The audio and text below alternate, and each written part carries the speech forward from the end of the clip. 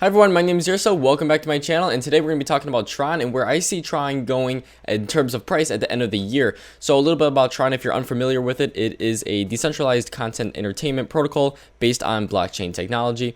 Tron strives to construct a global free content entertainment system utilizing blockchain technology.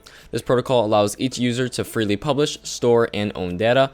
The app partners of Tron protocol include Paywo, Obike, Gifto, Uplive, with a total of 4 million users, making Tron a blockchain protocol with the most D-app users in the world, and not to mention that this coin is only a couple months old.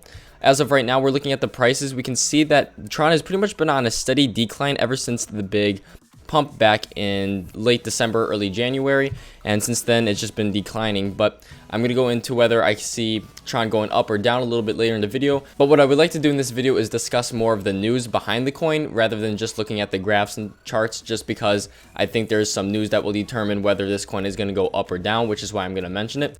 So first things first, the test network comes at the end of this month, being the 31st, and the actual main network has been launched and accelerated and is now scheduled to be released on the 31st of May this year. So that's pretty exciting news, which might actually help the whole price because of the little bit of hype that will be coming up in the later time of the month or maybe the next couple months. Another thing is that Tron is partnering up with more blockchain technology companies out there. Another one is Trip.io. Currently, Tron has a lot of cooperative applications such as Paywo app, Obike, etc. The user size has been more than 40 million, and the cooperation between the two sides will be based on the accumulation of their respective industries and advantageous resources, seeking opportunities for a win-win cooperation. So they're really hoping that for them working together, it's going to really just boost up both of them. And if you're unfamiliar with Trip.io, it's basically a travel blockchain marketplace where people can book pretty much anything when you're traveling, but it's more in a decentralized fashion, and they're really trying to be the future of travel booking. Another thing is that Tron is also going to be teaming up with BitGuild, which is really for the cooperation of blockchain gaming. Again, Tron is really trying to reach out for the whole entertainment industry, and they're doing this also by reaching out to the gamers out there. So a little bit about this article is saying that online gaming is a growing and a huge market, and Tron has always put online gaming at the core of online development. Later on saying that I believe the blockchain online game landscape will further be expanded through the strategic cooperation between Tron and BitGuild.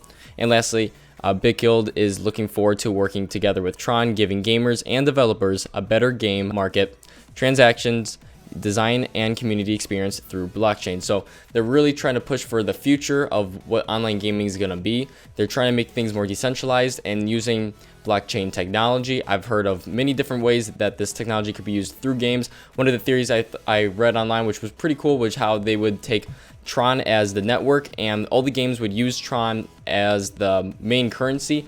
And basically what I was seeing was people would be able to trade this game's currency, trade it into Tron, and then take that Tron, put it into that game, and you get a different currency. So it was a really cool way that I would see Tron being used, which was just something I would really like to see in the future and see how that is actually implemented into the gaming industry. And lastly, another thing that might be affecting Tron's price is if they have something called the coin burn, which basically the maximum supply will slowly decline, which would pretty much in theory help the price of Tron go up. So it would basically become more valuable as time goes on, as more transactions occur. And that can be something that would really help the coin's price. However, the main problem though I see with this is that if the coin's price just keeps going up because of the supply keeps going down, there would be a problem of people wanting to actually send out transactions because they know that if they hold on to it, their money is going to be worth more. Thus, I figured that they're going to need to figure out something to make people want to spend their Tron, even though they know that tomorrow their Tron may have been worth more. So going back to Tron's actual price and everything, right now, if you are going to get into Tron, it's probably a pretty good time because it is pretty low compared to what it was when it was at its high of, just a little under 30 cents. However, in the grand scheme of things, there is something to consider of a bear market, and a long-term bear market I'm talking about. If I just go back to the old Bitcoin chart, you can see right here, these two graphs look very similar in terms of their low beginning, and then they reach a very high peak in a very short amount of time, just like how Tron did. And then they slowly have declined for a long period of time. This was actually Bitcoin back in 2013 up until 2014. And we saw that Bitcoin didn't really go back up until 2017, reaching new highs.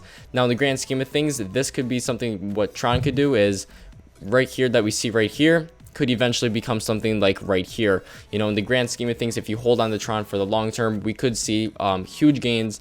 And if the technology and the developers behind Tron actually push forward what they say they're going to do, something like this is very realistic on happening. However, there's a possibility that the bear market that we are in right now will end shortly, and this could bounce back up and we can see more of a stable price. I would say somewhere a little over 10 cents would be pretty reasonable if things start bouncing back. However, you know, there is the chance that we will be in a long-term bear market, which, you know, I don't want to say that we are going to be or we're not going to be. I'm just listing the possibilities of both cases. In terms of it going into a bear market, I mean, anytime is just fine to buy if you're looking for the long term, because you know you're not going to be selling it anytime soon and you're not looking for overnight returns.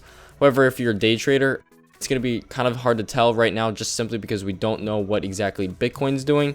If we do see a decline, and if we probably hit under $6,000 for Bitcoin, I wouldn't be surprised if we just continue to see this bear market go down and down, because with all the new people entering cryptocurrency, they're not going to know what to do in certain situations. With me being in a year, being in Bitcoin for a year now, I've went through multiple ups and downs, so I know usually how the market reacts. However, with all the new people, that's going to change basically how it's going to react to when we do see these types of bear markets.